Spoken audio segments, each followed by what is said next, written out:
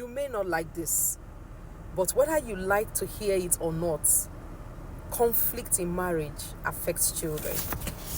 No matter how you try to paint it, when a marriage is troubled, when a home is troubled, your child isn't going to be balanced.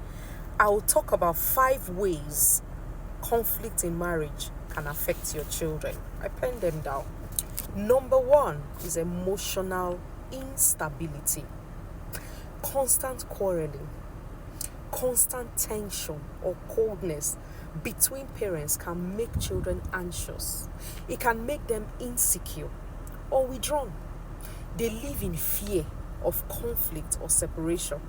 They are scared every time they hear you shout, every time they hear you disagree, every time they hear you quarrel.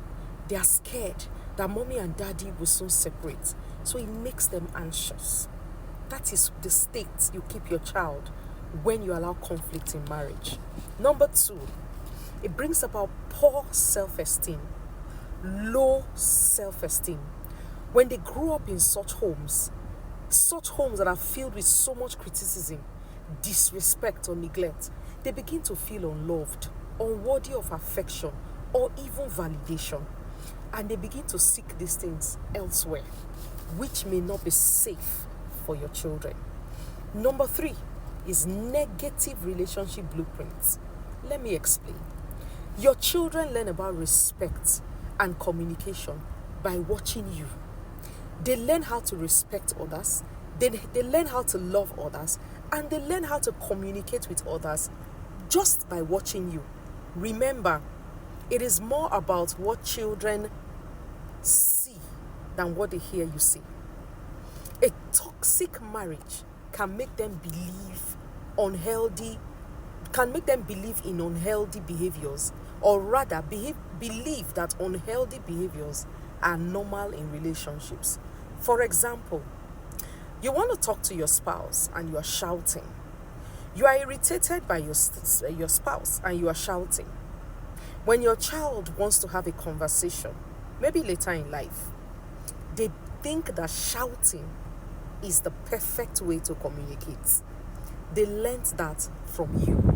But if you are soft-spoken, if you always show respect to your spouse while communicating with them, trust me, your children will learn to communicate in the right way.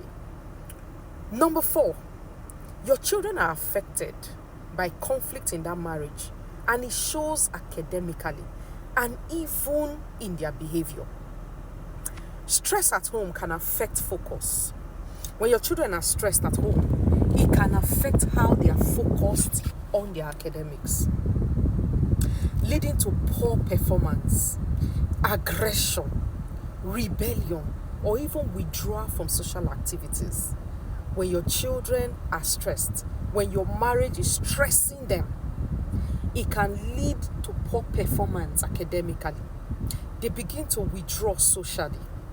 They begin to rebel, and they are aggressive.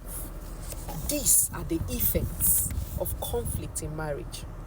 Finally, there's long-term emotional stress and scars. Even after they become adults, such children may struggle with trust issues. You see, because they have seen it play out. Everything play out in your marriage. So even for them to trust becomes an issue. There's fear of commitment.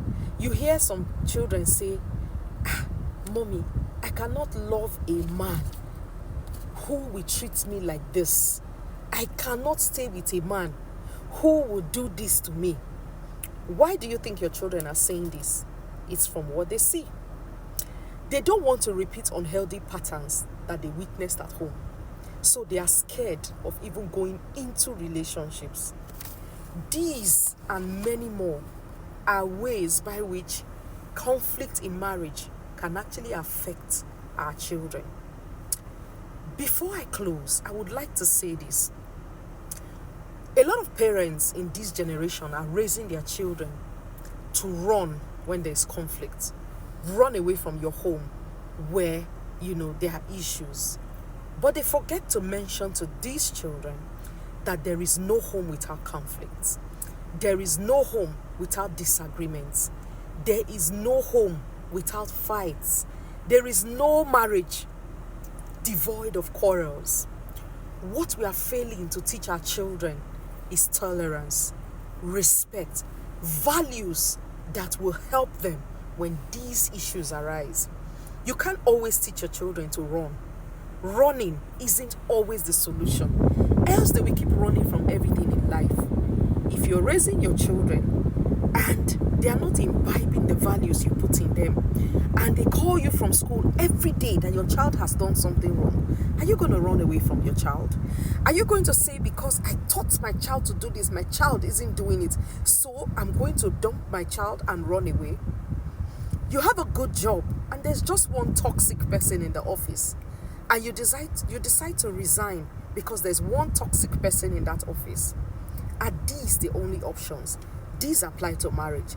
It is not in every situation. In fact, 90% of situations in conflicts in marriages does not have to lead to divorce.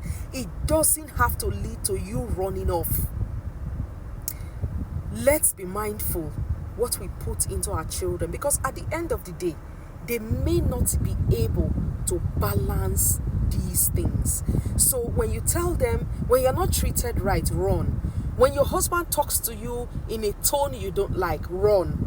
When he cannot provide, run. When this cannot happen, run. Running is not always the solution.